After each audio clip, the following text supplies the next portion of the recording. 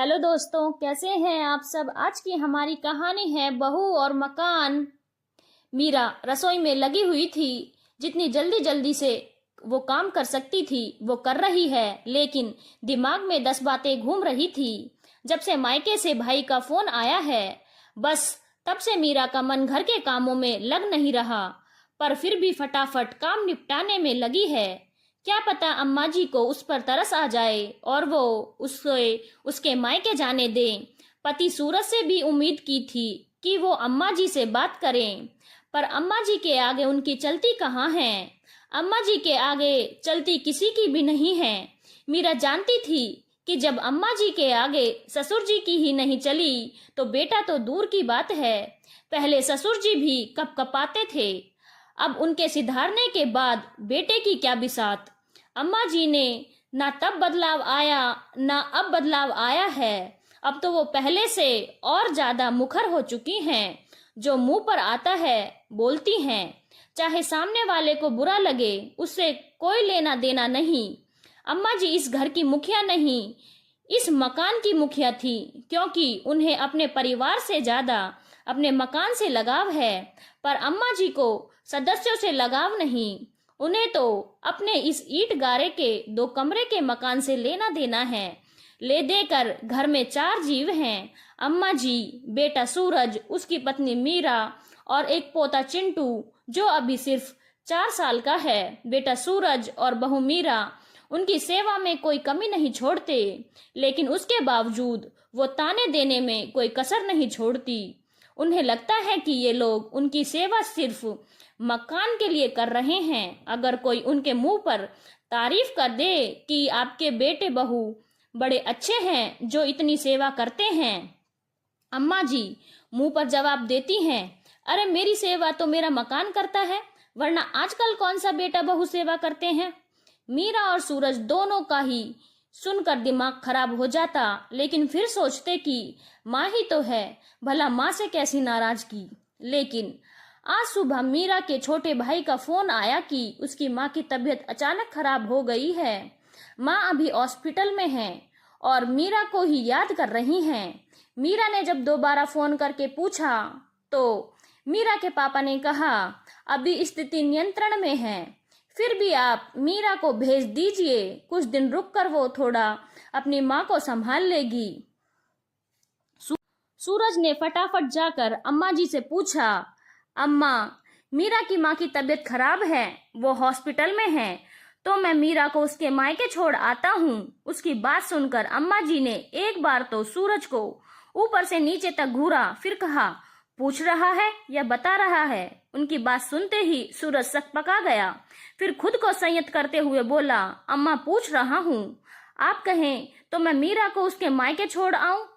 अब उसकी माँ की तबीयत खराब है तो घर में एक औरत का होना बहुत जरूरी है, और आप तो जानती ही हो उसका भाई तो अभी छोटा है, उसकी शादी भी नहीं हुई है। ऐसे में मीरा सब कुछ संभाल लेगी। अच्छा, और अपने घर का क्या होगा? यहाँ काम करने के लिए कौन से नौकर चाकर लगे हैं, बताएगा मुझे? अम्मा अभी भी सूरज को घूरते हुए अपनी बात कहे जा रही थी। पर अम्मा, ऐसे में मीरा का वहां होना जरूरी है ना? सूरज ने फिर एक बार कोशिश की। हाँ, तो उसकी माँ के लिए मैं नौकरानी बन जाऊं? कोई जरूरत नहीं है जाने की, उससे कहो घर का काम करे, घर संभालेगी ये। खुद का तो घर संभल नहीं रहा, इनसे मायके का घर संभालेंगी। उसके आगे सूरज कुछ नहीं कह पाया और मीरा चुपचाप रसोई में अपने काम में लग गई।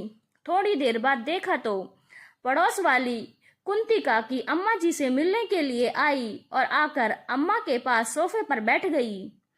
और भौजी, क्या हो रहा है? आजकल तो नजर ही नहीं आती हो, लगता है बहू से बहुत सेवा करा रही हो। अरे काहे की सेवा, आजकल की कामचोर बहुओं से कोई सेवा होती है क्या?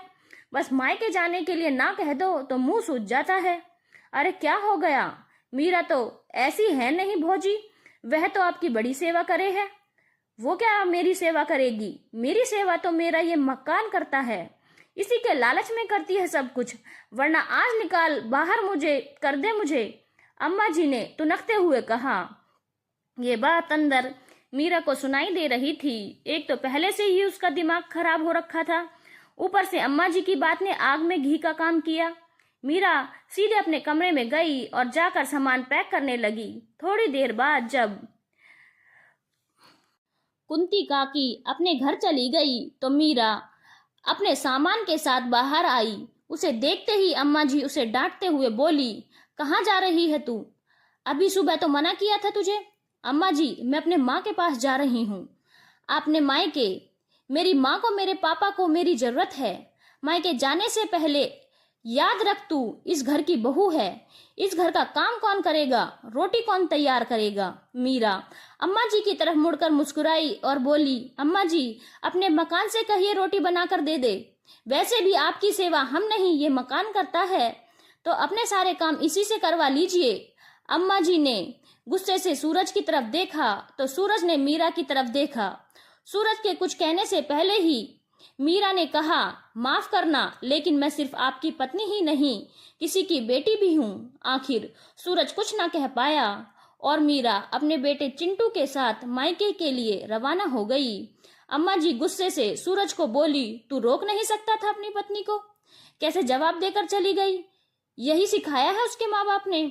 माफ करना अम्मा, ये उसके माँ बाप ने नहीं, आपने सिखाया है। और वैसे भी कुछ गलत नहीं कहा उसने। तुम ही तो कहती थी कि तुम्हारी मकान तुम्हारी सेवा करता है, तो अब करवा लो अपने मकान से सेवा। अगर यही सब चलता रहा तो मुझे भी अपने परिवार के लिए कुछ सोचना पड़ेगा। कहकर सूरज चुपचाप अपने कमरे में चला गया। पीछे अम्मा जी हाथ मलती रह गई। धन्यवाद दोस्तों। अगर आपको कहानी अच्छी लगी हो तो चैनल को लाइक, शेयर और सब्सक्राइब करना ना भूलें।